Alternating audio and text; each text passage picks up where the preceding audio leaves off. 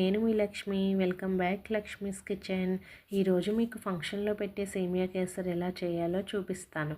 Simple and ఇన్స్టెంట్గా చేసుకోవచ్చు. పండగలకి దేవుడికి నైవేద్యంగా పెట్టచ్చు. ఇంట్లో వాళ్ళు స్వీట్ తినాలనిపిస్తే సింపుల్గా చేసి పెట్టచ్చు. మరి రెసిపీ ప్రాసెస్ చూసే ముందు కొత్తగా చూస్తున్న వాళ్ళు మన ఛానల్ని సబ్స్క్రైబ్ చేసి అలాగే పక్కనున్న బెల్ ఐకాన్ని ఆన్లో పెట్టుకోండి. ఇప్పుడు స్టవ్ ఆన్ చేసి ఒక ప్యాన్ పెట్టుకొని ఇందులో 2 టేబుల్ స్పూన్ నెయ్యి వేసుకోండి.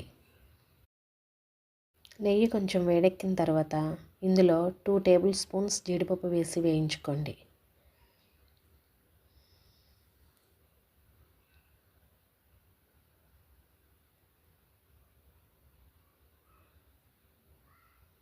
ఇలా జీడిపప్పు కొంచెం వేగిన తర్వాత ఇందులో కొంచెం కిస్మిస్ వేసి త్వరగా వేయించుకోండి.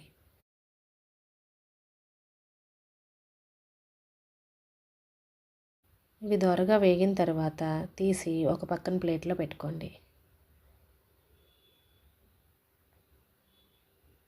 ఇప్పుడు అదే ప్యాన్లో 1 కప్ సేమియా వేసి దోరగా వేయించుకోండి.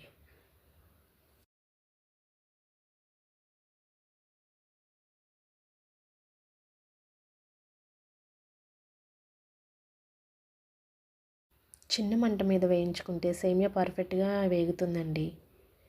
ఇప్పుడు ఇది ఇలా వేగిన తర్వాత దీన్ని తీసి ఒక ప్లేట్లో పెట్టుకోండి.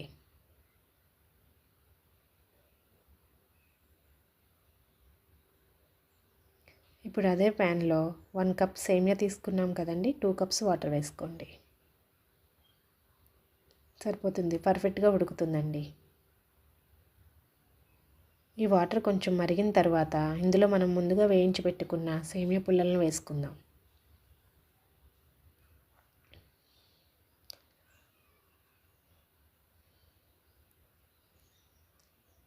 ఈ ప్రాసెస్ అంతా లో ఫ్లేమ్లో చేసుకుంటే పర్ఫెక్ట్గా వస్తుందండి. ఒక 5 మినిట్స్ మూత పెట్టి ఉడికించుకుందాం. ఇప్పుడు ఇలా కొంచెం దగ్గర పడిన తర్వాత ఇందులో 1/2 కప్ షుగర్ అయితే సరిపోతుందండి. 1/2 కప్ షుగర్ వేసుకొని బాగా కలుపుకోవాలి.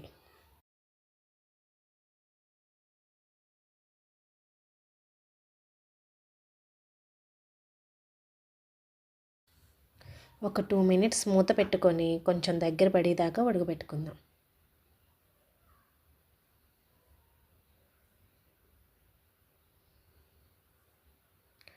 ఇప్పుడు ఇలా దగ్గరకు వచ్చిన తర్వాత ఇందులో కొంచెం ఫుడ్ కలర్ వేసుకుందాం. నా దగ్గర ఎల్లో కలర్ ఉందండి, మీ దగ్గర ఏ కలర్ ఉంటే అది వేసుకోవచ్చు. బాగా కలుపుకోవాలి. ఇప్పుడు ఇందులో 1/2 టేబుల్ స్పూన్ ఇలాచీ పౌడర్ వేసుకుందాం. చూసారా, కన్సిస్టెన్సీ దగ్గర పడుతుంది. ఇప్పుడు ముందుగా వేయించి పెట్టుకున్న జీడిపప్పు కిస్మిస్ వేసి వేయించుకుందాం.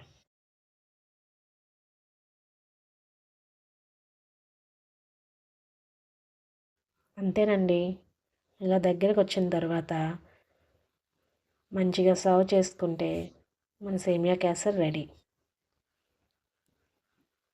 ఇలాంటి మంచి మంచి వీడియోస్ కోసం నా ఛానల్ని లైక్ చేయండి, షేర్ చేయండి, సబ్స్క్రైబ్ చేయండి. అలాగే పక్కనే ఉన్న బెల్ ఐకాన్ని ఆన్లో పెట్టుకోండి. మీకు ఇంకా ఏమైనా వెరైటీ వంటలు ఏమైనా కావాలి అంటే నాకు కామెంట్ చేయండి.